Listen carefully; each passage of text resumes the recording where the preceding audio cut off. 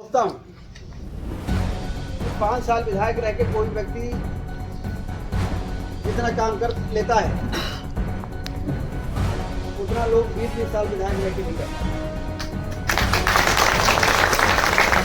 जिधर जाओ, जिधर सिमरिया जाओ, ये बसवाना मामा के सामने वाली रोड 80 करोड़ रुपए की रोड मंजूर करा दिया, 150 करोड़ की रोड मंजूर करा दिया। सिमरिया माइक्रो इरिगेशन में 80 करोड़ मंजूर करा दिया।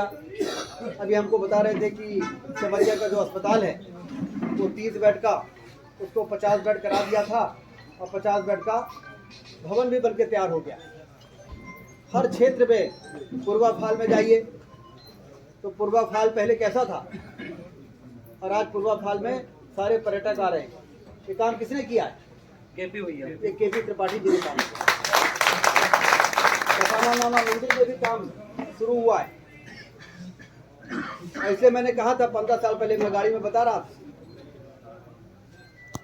कि अब रीवा में राजनीति में वही टिकेगा जो काम करेगा, जो काम नहीं करेगा वो रद्दी की टोकरी में फेंक दिया जाएगा।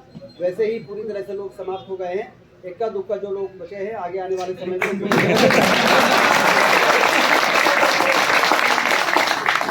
सबको रद्दी के टोकरी में फेंक देना जिससे कि विकास की गाड़ी सर पर दौड़ती रहे और आने वाले लोगों के जीवन में खुशहाली लाने का काम हम लोग करते हैं। इसलिए केपी त्रिपाठी जी को भी संयोग है, यहाँ गौशाला है, भगवान कृष्ण का जन्म दिन है और संयोग है कि केपी त्रिपाठी का भी जन्मदिन।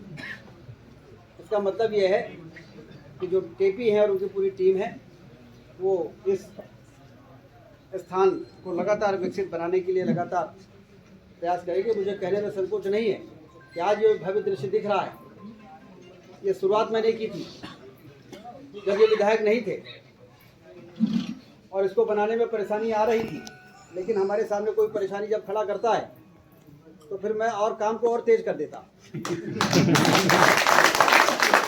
जैसे रीवा में जब हम रानी तालाब बना रहे थे, रीवा का बाईपास बना रहे थे, तो उस समय कांग्रेस के कुछ विधायक थे, तो जहां भूमि पूजन करे वहीं पर जाके वो धरना देने लगे। तो हम समझ गए इनकी आदत। तो हमने कहा ऐसा करो, रीवा में 5-6 जगह भूमि पूजन करते हैं और इनको पूरे शहर में धरना दिलाते हो। तो जैसे रानी तालाब में काम तेज करना है तो हमने कहा बस स्टैंड का काम शुरू करो, तो वहाँ पे इनका धरना चला जाएगा। तो फिर यहाँ पे अभी 1 मशीन से काम कर रहे थे, 3 मशीन लगा दो तो यहाँ का काम तेज हो जाएगा। तो पूरे शहर में हम उनको दौड़ाते थे और सारा काम करा दिया। तो इसलिए ये सब भगवान की कृपा से नहीं हो सकता। मनुष्य क्या है, लोग कहते हैं बड़ा काम हो गया। हमने कहा मैं सोचता हूँ आंख बंद करके तो एक ही निष्कर्ष पर पहुँचता हूँ कि करते हो तुम कन्हैया मेरा नाम हो रहा है। करने वाले कन्हैया हैं जिनका आज जन्मदिन है, करते हो तुम कन्हैया मेरा नाम हो रहा है। तो इसलिए ये तभी होगा जब दिल से हम गौ सेवा करेंगे।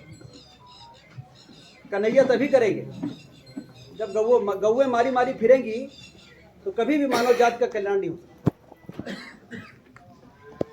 जिनके शरीर में 33 करोड़ देवी देवता वास करते हो, जिनका मल और मूत्र है, कोई धरती में प्राणी जिसके मल मूत्र को देख के लोग दूर न भागते हो, नाक में रुमाल न लगाते हो। अकेले गौ माता है जिसके मल मूत्र को जब तक हम पूजा में नहीं रख देते हमारी पूजा शुरू नहीं होती। इससे बड़ा प्रमाण और क्या हो सकता है। और उसके बाद भी गौ माताएं मारी मारी फिरे और फिर हम कहेंगे कोविड आ गया, प्राकृतिक आपदा आ गई, पत्थर गिर गया, खड़ी फसल चौपट हो गई, पानी नहीं गिर रहा है। उसके बाद भी तो इसका मतलब है कि सब कुछ जानते हुए भी हम आंख बंद करेंगे तो फिर कैसे हमारा कल्याण होगा, मानव जाति का कल्याण होगा। इसलिए एक ही तरीका है। मैंने उस समय संकल्प लिया था, यदि सड़कों में बैठी हुई गौ माताएं दुर्घटना के शिकार हो रही हैं, यदि खेतों में जाने वाली गौ माताओं को लठ लेकर दौड़ाया जा रहा है, यदि ये गंभीर समस्या है तो इसका समाधान ये है कि इस प्रकार के बड़े गोवंश वन विहार बनाकर 8-10 हजार